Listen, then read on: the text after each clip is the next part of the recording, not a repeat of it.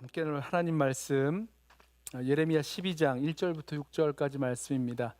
제 성경으로는 1070쪽 불을 좀 켜주셨으면 좋겠는데요. 예레미야 12장 1절부터 6절까지 말씀 우리 찾으셔서 한 절씩 교독하고 마지막 절은 함께 읽겠습니다. 구약 성경 1069쪽이네요. 1069쪽 예레미야 12장 1절부터 6절까지 말씀 우리 한 절씩 교독하겠습니다. 예레미야 12장 1절부터 6절까지 말씀입니다. 우리 함께 교독합니다. 여호와여, 내가 주와 변론할 때에는 주께서 의로우시니이다. 그러나 내가 주께 질문하옵나니 악한 자의 길이 형통하며 반역한 자가 다 평안함은 무슨 까닭이니이까? 주께서 그들을 심으심으로 그들이 뿌리가 박히고 장성하여 열매를 맺었거늘 그들의 입은 주께 가까우나 그들의 마음은 머니이다. 여호와여, 주께서 나를 아시고 나를 보시며 내 마음이 주를 향하여 어떠함을 감찰하시오니 양을 잡으려고 끌어냄과 같이 그들을 끌어내시되 죽일 나를 위하여 그들을 구별하옵소서. 언제까지 이 땅이 슬퍼하며 온 지방의 채소가 마르리이까? 짐승과 새들도 멸절하게 되었사오니 이는 이 땅 주민이 약하여 스스로 말하기를 그가 우리의 나중 일을 보지 못함이라 함이니이다. 만일 네가 보행자와 함께 달려도 피곤하면 어찌 능히 말과 경주하겠느냐? 내가 평안한 땅에서는 무사하려니와 요단강 물이 넘칠 때에는 어찌하겠느냐? 내 형제와 아버지의 집이라도 너를 속이며 내 등 위에서 크게 외치나니 그들이 내게 좋은 말을 할지라도 너는 믿지 말지니라. 아멘. 하나님의 질문이라는 주제로 우리 함께 말씀을 나누고 있습니다. 30번째 시간인데요. 어찌 능히 말과 경주하겠느냐라는 하나님의 질문을 상고하면서 이 질문에 담겨있는 하나님의 의도와 메시지를 함께 듣고 그 시선으로 우리 자신과 교회 공동체를 함께 돌이켜보기를 원합니다. 어찌 능히 말과 경주하겠느냐라는 이 하나님의 질문은요, 사실 하나님의 대답이었습니다. 특이하죠? 예레미야 선지자가 먼저 하나님께 질문을 했어요. 그리고 이에 대해서 하나님께서 대답하시는데 그 대답이 하나님의 질문이었습니다. 그러니까 대답이 아니라 질문으로 대답하신 거예요. 저는요, 이 하나님의 질문이라는 그 시선으로 성경을 읽어가면서 알게 된 게 하나 있는데, 하나님이 질문을 상당히 좋아하시는구나, 이런 걸 알게 됐습니다. 그러니까 질문을 하게 되면 우리는 그 질문의 답을 찾으면서 생각을 하게 되죠. 우리가 못 보던 면이 있는 것을 보게 됩니다. 또 나 자신을 돌이켜 보게 됩니다. 또 하나님의 의도, 이 질문에는 의도가 담겨 있거든요. 하나님의 그 의도와 뜻이 무엇인지 생각하면서 찾게 되죠. 그러면서 하나님을 알아가고 또 깨닫게 되는 일들이 펼쳐집니다. 자, 먼저 예레미야 선지자가 하나님께 먼저 물었던 그 질문은 무엇이었는가? 예레미야는요, 하나님은 공의의 하나님이심에도 불구하고 왜 악한 자가 형통하며 편하게 사는지 그것을 물었습니다. 1절 말씀을 보세요. 여호와여, 내가 주와 변론할 때에는 주께서 의로우시니이다. 그러나 내가 주께 질문하옵나니, 이제 예레미야의 질문이죠. 질문이 나옵니다. 악한 자의 길이 형통하며 반역한 자가 다 평안함은 무슨 까닭이니까? 여러분, 이 예레미야의 질문 어디선가 들어본 적 없으세요? 들어보셨죠? 이 아삽의 시편 73편을 보면 이 아삽도요, 왜 악인이 형통하고 평강하고 부귀하고 장수하기까지 하는 것을 보면서 하나님께 질문합니다. 또 하박국도 왜 악인이 자기보다 의로운 사람을 이렇게 삼켜버립니까? 라는 것을 보면서 하나님은 왜 잠잠하시냐고 이렇게 항변하는 질문을 하죠. 다 마찬가지 질문입니다. 아삽도 그렇고 하박국도 그렇고 예레미야도 그렇고 악한 사람이 망하고 넘어져야지 왜 악한 사람은 형통하고 반역한 자가 평안합니까? 이거 너무 불공평하지 않습니까? 하나님의 공의, 정의는 어디 있습니까? 하나님 지금 뭐 하고 계십니까? 뭐 이런 질문을 했다는 거죠. 여기에 이어지는 예레미야의 항변을 들어보시면요, 예레미야는 하나님께서 악인이 형통하도록 이렇게 밀어주시는 것 아니야? 뭐 이런 느낌까지 가지고 있어요. 일종의 배신감 같은 거죠. 아니, 하나님이 이러실 수 있는 거야? 뭐 이런 그런 생각까지 갖고 있는 걸 봅니다. 2절을 한번 보세요. 주께서, 하나님이시죠, 주께서 그들을 심으심으로 그들이 뿌리가 박히고 장성하여 열매를 맺었거든. 그러니까 주님께서 심으시고 자라게 하셔서 열매까지 맺게 하셨다는 거예요. 그런데 그들의 실상을 보라는 거죠. 그들의 입은 주께 가까우나 그들의 마음은 머니이다. 고발을 합니다.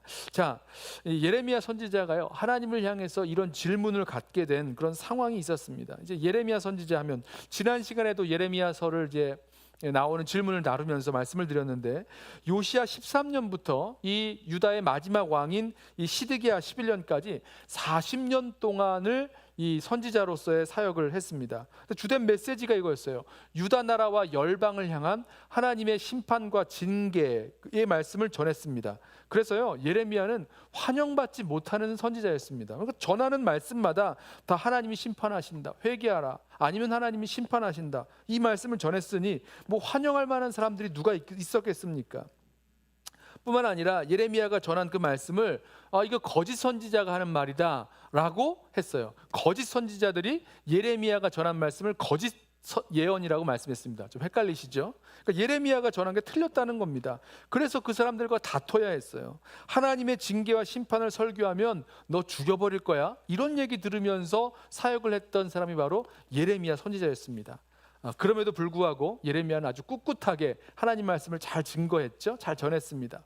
누가 뭐라고 해도 하나님이 나를 아시고 나를 이끄시고 나를 보시고 내 마음이 어떠함을 다 아신다라는 생각에 하나님을 신뢰했던 예레미야는요, 아무리 어려운 상황이 와도 변함없이 하나님 말씀을 잘 증거해 왔습니다. 그런데요, 이게 좀 흔들리기 시작했어요. 언제냐면 이제 이 예레미야의 고향 사람들인 이 아나도 출신이거든요. 아나도 사람들이 예레미야를 죽이려고 하자 흔들린 것 같습니다. 이제 앞장에 나오는 그런 이야기가 있는데요. 11장 18절과 19절에 보면 이렇게 말씀합니다. 그때에 주께서 그들의 행위를 내게 보이셨나이다. 나는 끌려서 도살당하러 가는 순한 어린 양과 같으므로 그들이 나를 해하려고 꾀하기를 우리가 그 나무와 그 열매를 함께 박멸하자, 그를 살아있는 자의 땅에서 끊어서 그의 이름이 다시 기억되지 못하게 하자 함을 내가 알지 못하였나이다. 지금 이 고향 아나도 사람들이요, 예레미야를 죽이려고 음모를 꾸몄다는 거예요. 그걸 몰랐어요. 모르다가 후에 알게 됐습니다. 여러분, 이런 거 알면 얼마나 실망스럽겠어요. 정말 그래도 다른 사람도 아니고 같은 이 아나돗은 제사장들이 사는 마을입니다. 그 제사장 마을에 있었던 가장 가깝게 여겼던 그 사람들이 예레미야를 죽이려고 하다니요, 이런 거를 알게 됐으니까 얼마나 실망스러웠겠습니까? 그럼에도 예레미야는 이 실망에 넘어지지 않아요. 오히려 이렇게 말합니다. 이어지는 말씀을 보면 예레미야의 말이에요. 공의로 판단하시며 사람의 마음을 감찰하시는 만군의 여호와여, 나의 원통함을 주께 아뢰었사오니 그들에게 대한 주의 보복을 내가 보리이다 하였더니, 그러니까 하나님께서, 내가 이제 하나님께 모든 거 다 말씀드렸고 하나님께서 다 갚아주실 것이다, 원수 갚아주실 것이다, 이렇게 말을 했습니다. 자, 계속해서 여호와께서 아나도 사람들에 대하여 이와 같이 말씀하시되 그들이 내 생명을 빼앗으려고 찾아 이르기를 너는 여호와의 이름으로 예언하지 말라, 두렵건대 우리 손에 죽을까 하노라. 그러므로 만군의 여호와께서 이와 같이 말씀하시리라. 보라, 내가 그들을 벌하리니 청년들은 칼에 죽으며 자녀들은 기근에 죽고 남은 자가 없으리라. 내가 아나도 사람에게 재앙을 내리리니 곧 그들을 벌할 해이니라. 이렇게 말씀을 하셨어요. 예레미야는 하나님께서 이 괘씸한 아나도 사람을 비롯한 자신의 그 대적을 벌하실 것이다 라고 믿었고, 하나님은 그 아나도 사람들의 말을 듣고는 그들에게 재앙을 내리겠다고 하셨어요. 자, 그러면 하나님께서 곧 심판하셔야 되잖아요. 아나도 사람을 심판하셔야 될 텐데 아무리 기다려도 하나님의 심판이 없는 겁니다. 오늘 본문에서 우리가 함께 읽은 것처럼 오히려 악인이 형통하고 평안한 것을 보았다는 거예요. 그래서 이제 이런 의문을 갖게 된 거죠. 흔들리기 시작하는 겁니다. 악한 자의 길이 형통하며 반역한 자가 다 평안함은 무슨 까닭이니까, 이렇게 의문을 갖게 된 거죠. 흔들리고 있는 거예요. 그러면서 예레미야가 다시 한번 하나님께 간구하기를, 양을 잡으려고, 양을 잡는다는 건 이제 도살하는 거죠. 양을 잡으려고 끌어낸 바 같이 그들을 끌어내시되 죽일 날을 위하여 그들을 구별하옵소서. 딱 구분해 놨다가 양 잡는 날, 양 잡으려고 구분해 놓는 것처럼 그들을 딱 구별해 놨다가 잡아달라는 겁니다. 쉽게 말하면요, 양 잡듯이 죽여달라는 거예요. 간구를 했습니다. 이게 악인들 때문에 이 땅이 진노를 받아 이 땅에 채소가 마르고 짐승과 새도 멸절하게 되었는데, 그 악인들이 하는 말을 들어보시라는 거예요. 그 악인들이 4절에 이렇게 말하죠. 그가, 하나님이십니다, 하나님이 우리의 나중일을 보지 못하리라, 이렇게 말했다는 겁니다. 그러니까 하나님이 자기의 그 죄악된 모습을 보지 못하신다 라고 말하는 거죠. 무슨 일하든지 하나님께서 내려보고 계시지 않다, 이렇게 말했다는 겁니다. 자, 그러면요, 이제 정리를 해보면 예레미야는 하나님께 악인의 형통에 대해서 질문을 했어요. 질문이자 항변이죠. 또 악인을 죽여달라고 간구했습니다. 그리고 악인의 그 죄악상과 교만을 고발했습니다. 이제 하나님이 답변하실 차례예요. 자, 이렇다면 하나님 이제 뭐라 답변하실 겁니까? 이제 뭐라 답하실까요? 하나님이 답변을 안 하세요. 그리고 오늘 질문, 우리가 읽었던 오늘 본문의 제목을 삼았던 질문을 하나 하셨습니다. 그게 5절 말씀입니다. 만일 보행자와 함께 달려도 피곤하면 어찌 능히 말과 경주하겠느냐?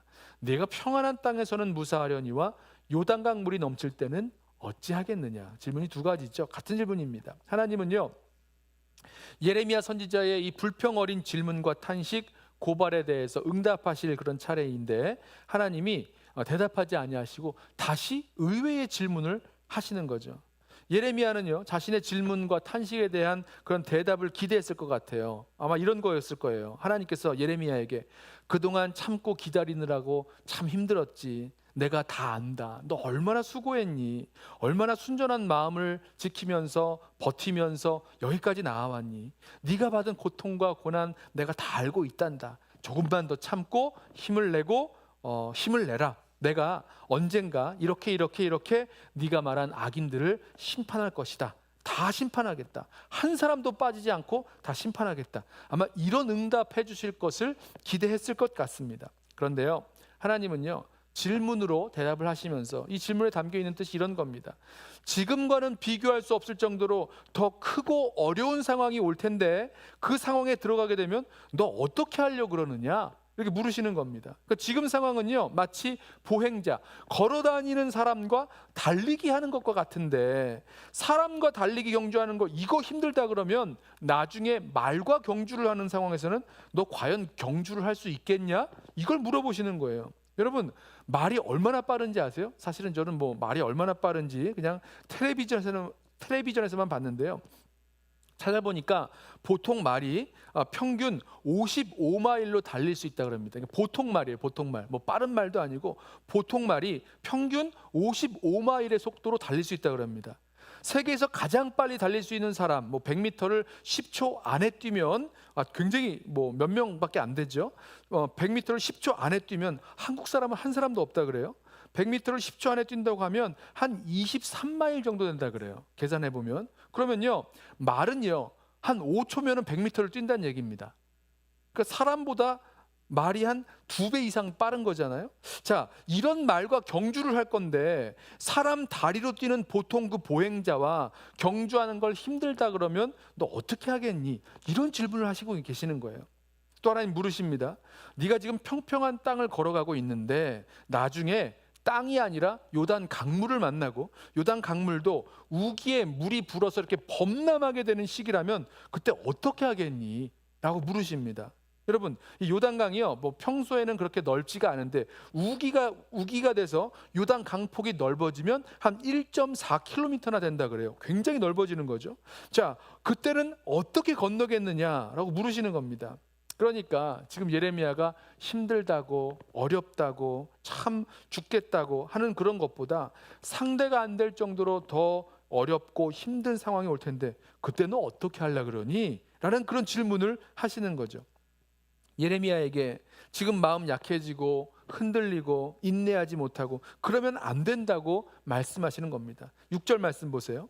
내 형제와 아버지의 집이라도 너를 속이며 내 뒤에서 크게 외치나니 그들이 내게 좋은 말을 할지라도 너는 믿지 말지니라. 자, 지금은요 기껏해야 고향 사람들이 너를 죽이려고 음모를 꾸몄는데 앞으로 후에는 정말 가까운 사람, 더 가까운 사람들, 친구들, 가족들, 심지어 부모 형제라도 너를 속이고 비방하고 너를 죽이려고 한다면 그때에 너는 어떻게 하겠느냐, 이런 질문을 하고 계시다는 거예요. 저는요 이 예레미야의 질문에 대한 하나님의 응답, 질문이죠. 응답이면서 질문인 이 하나님의 질문 속에서 몇 가지 메시지를 함께 찾을 수가 있었는데요. 첫 번째는요, 하나님의 응답은 우리의 기대와 다를 수 있다라는 메시지입니다. 다를 수 있어요. 하나님께서 예레미야 선지자에게 위로와 격려와 희망과 이런 말씀을 해주시면서 예레미야 편 딱 들어주시면서 그런 나쁜 놈들, 너 몰래 음모를 꾸몄어? 내가 다 혼내줄 거야, 이렇게 말씀하셨으면 제 속이라도 후련했을 텐데 그런 말씀 전혀 없으세요. 그런 말씀 안 하시고 예레미야에게 이 정도 가지고 왜 그러냐, 더 힘들고 어려운 일이 있을 테니까 정신 똑똑히 차리고 마음 단단히 먹고 딴 생각하지 말고 해야 할 내 사명을 감당하라, 이렇게 말씀하시는 것처럼 저는 들었습니다. 여러분, 하나님의 응답이요, 우리의 기대, 우리가 원하는 것, 그것과는 다르고 또 실망스러울 수도 있어요. 그럴 때 하나님께 좀 서운하죠. 하나님 왜 그러실까? 하나님 그렇게 안 하셔도 되는데, 하나님이 하실 수도 있는데 왜 그러실까? 서운한 마음이 들 겁니다. 그런데요, 그때 우리가 기억할 것이 있습니다. 내 기대와 다르고 실망스러운 응답일 수 있지만 하나님의 응답은요, 에베소서 말씀처럼 우리의 온갖 구하는 것이나 생각하는 것보다 더 넘치도록 능히 하실 분의 응답이라는 사실이에요. 무슨 말씀이냐? 하나님께서요 모든 걸 다 아십니다. 모든 걸 다 아시고 가장 좋은 것을 주시는 분이세요. 오늘 예레미야가 말한 대로 3절에 여호와여 주께서 나를 아시고 나를 보시며 내 마음이 주를 향하여 어떠함을 감찰하십니다. 다 아시는 분이세요. 그 하나님께서 우리에게 일부러 실망시키려고, 일부러 서운한 마음 갖게 하려고 그런 응답을 주셨느냐? 그렇지 않다는 거예요. 우리가 간구하는 것보다, 우리가 생각하는 것보다 더 넘치도록 주시는 하나님께서 최고의 것으로 응답해 주십니다. 바로 그게 우리의 생각과 기대와는 다를 수도 있다는 점이에요. 최고의 것으로 넘치게 부어주시는 분의 응답이기에 우리의 기대와 생각과는 다를지라도 그것이 우리에게 주신 최고의 것으로 받아야 될 것이에요. 현실적으로 보면 악인들이 더 득세합니다. 형통합니다. 장수합니다. 평화롭게 삽니다. 더 잘 살게 돼요. 예레미야는 이전보다 더 어려운 일들만 만납니다. 죽을 것 같은 일들을 만나요. 여러분, 그렇다고 해서 하나님께서 말씀하신 그 공의의 심판이 없어지느냐? 그렇지 않아요. 하나님의 공의의 심판, 그 종말은 기다리고 있습니다. 악인이 번영하고 형통할수록 사실은 하나님의 그 심판의 시간은 점점 더 가까이 온다는 거죠. 밤이 깊어질수록 새벽은 가까이 오는 것과 마찬가지죠.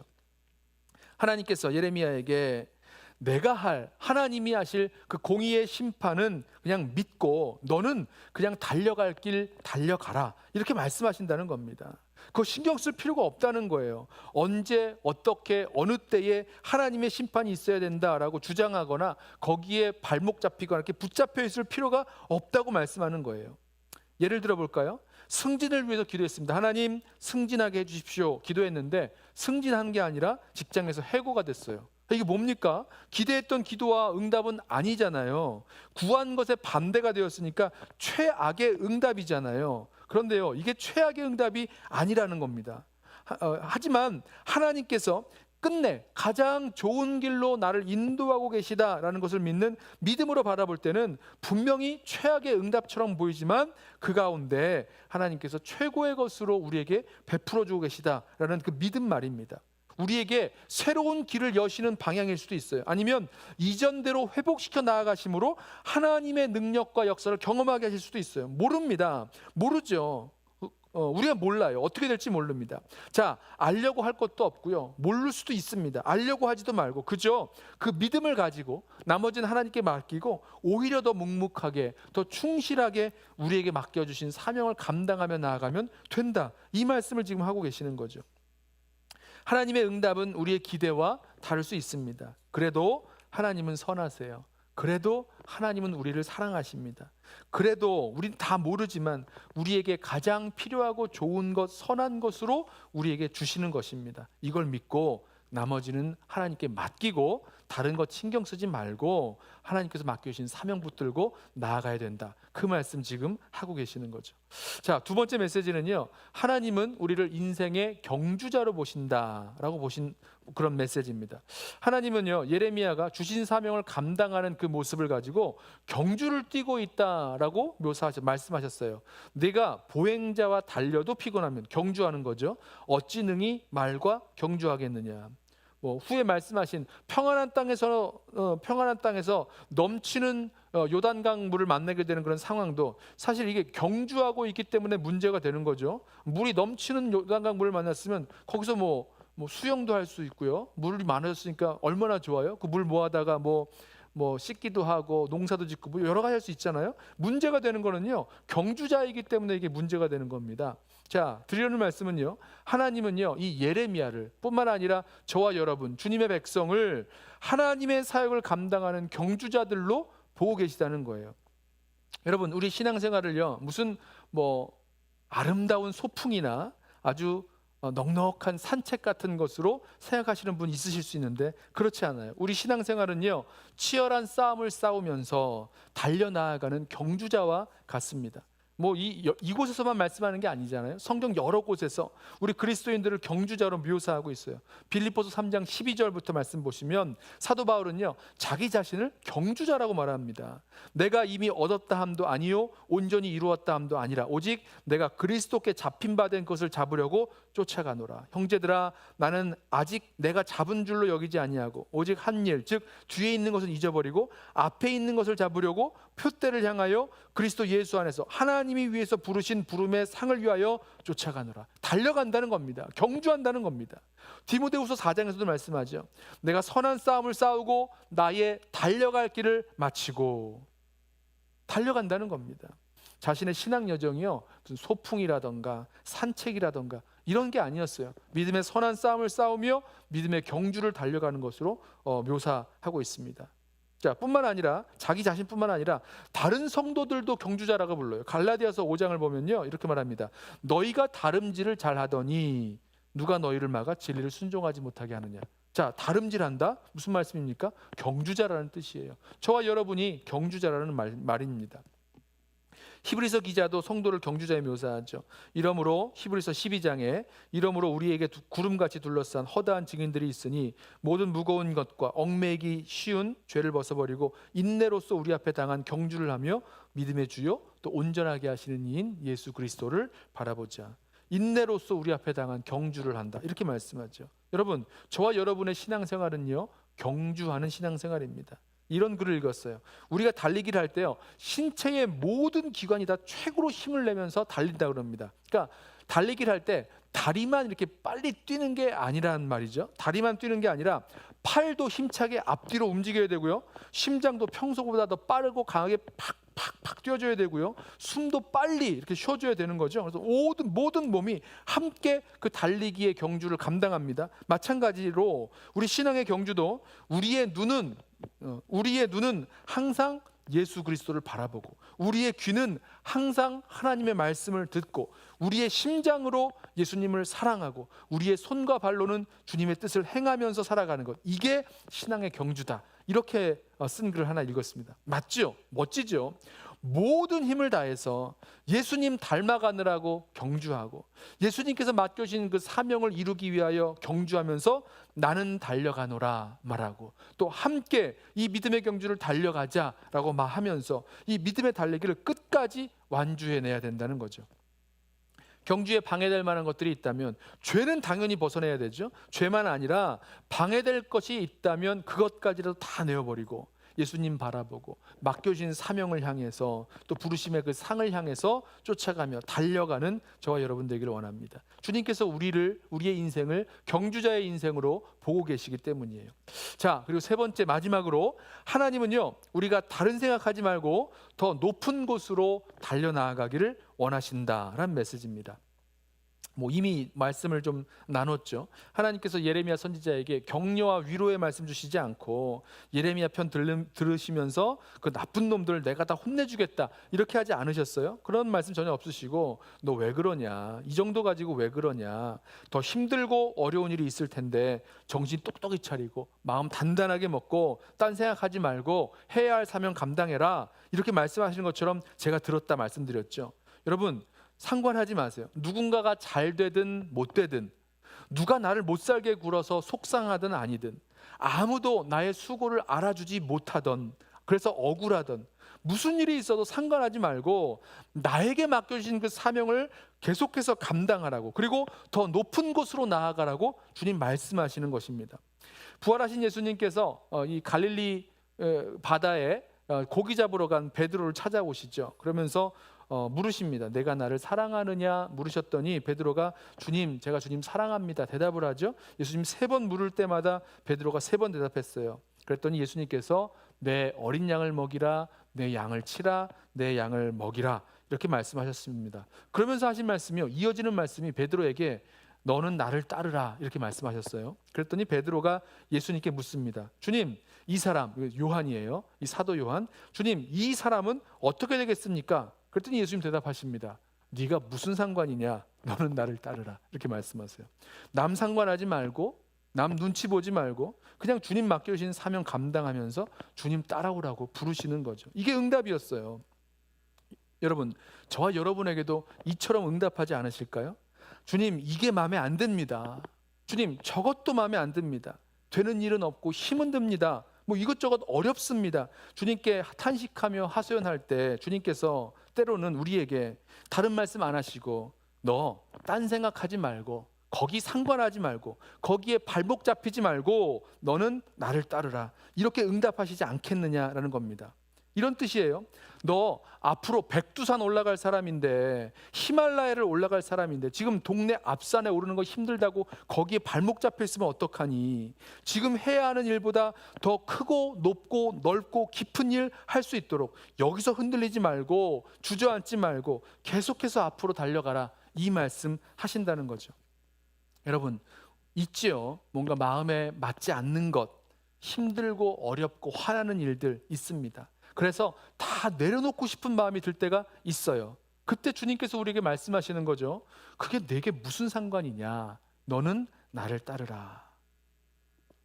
우리 모든 성도들에게 분명히 어떤 상황이 있으실 거예요. 힘든 상황, 어려운 상황, 화도 나는 상황, 아니 어떻게 이럴 수가 있지? 라고 그런 생각이 드는 그런 상황. 자, 거기에 우리의 생각을, 마음을 다 빼앗겨서 정작 달려가야 할 믿음의 경주를 달려가지 못하는 일 없도록 하십시오. 주님은요, 우리에게 계속해서 그 믿음의 경주를 달려가길 원하시고 뿐만 아니라 지금보다 더 높은 곳으로 가기를 원하신다는 것입니다.